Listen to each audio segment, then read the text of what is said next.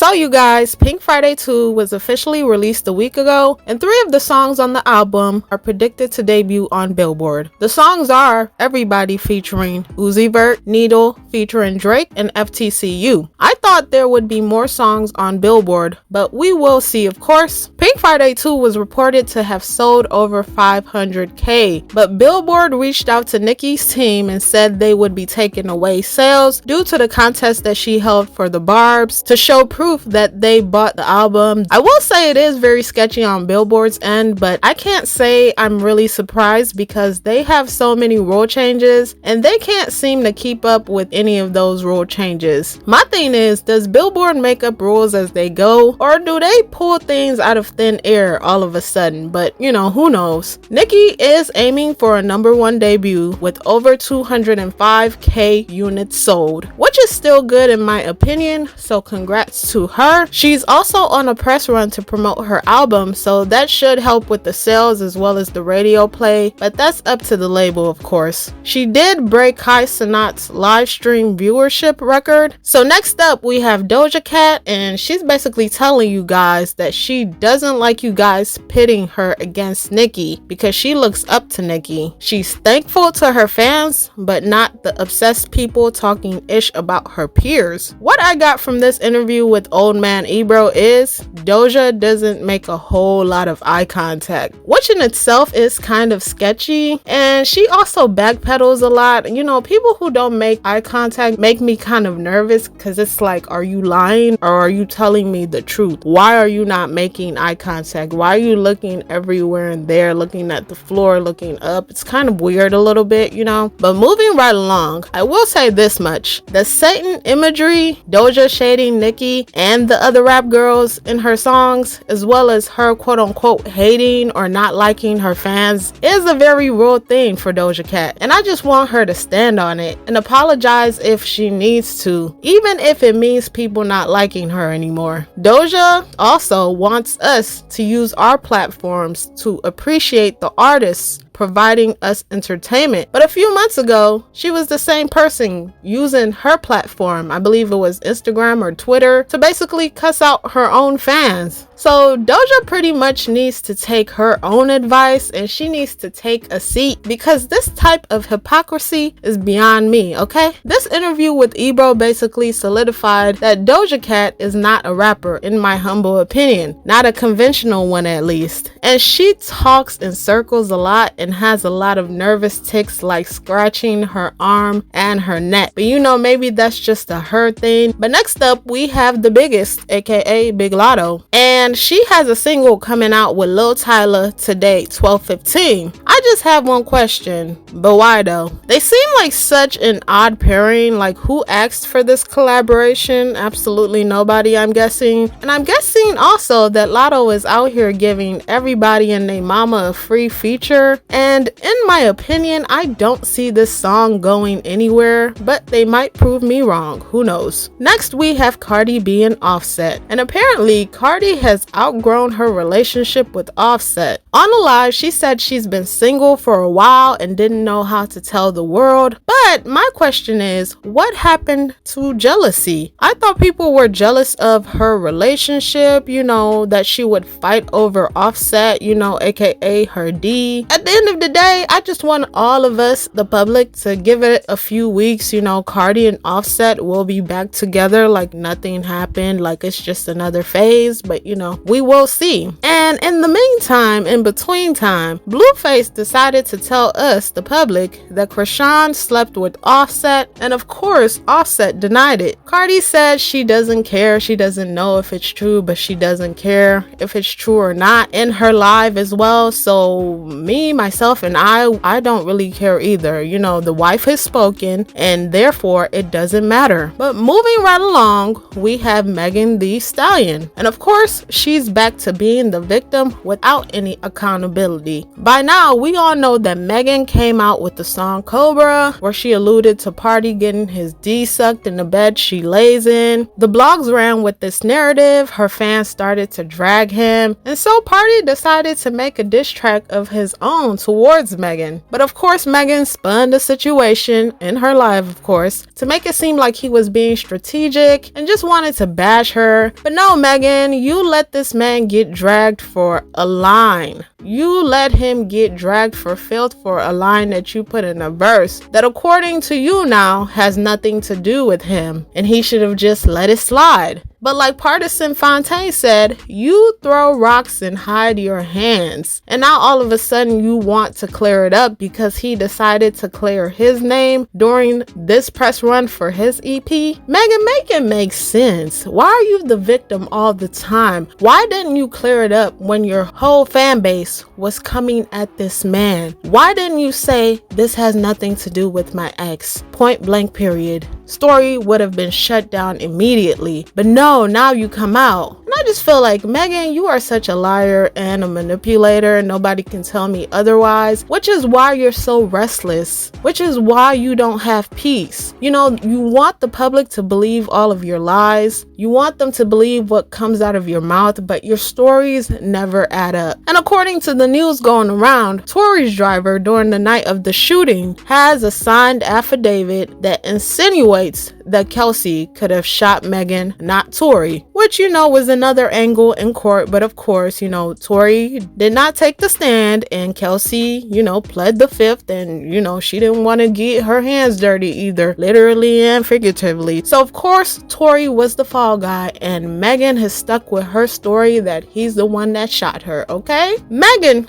basically has had it with you guys. She's had it with the public and their support of Tory Lanez when she's the victim. She already told y'all she's the victim. They shot her in her leg. You know, she had all those bruises and not on her head. She's the victim, which is why she's speaking out. But the thing is, all of these events probably wouldn't have taken place if Megan would have just went home the first go around. If Megan had not invited Tory to that party, all of this could have been avoided. But this is what happens when you shit where you eat. Also, I want Megan to stop taking cheap shots in her music if she doesn't want a response back. Because I'm sorry to say this, but Partisan ate her ass up. You know, Megan, I don't know if you ever gonna come back from the person, because Partisan wrote that song so eloquently and he roasted you in a nice, nasty way, okay? And I'm sure he has more in the stash in case you feel like dissing him again. He's gonna come out again. But Megan, like he stated, stop throwing rocks and then hiding your hands and playing victim. It's not a good look, ma'am. You are almost 30, okay?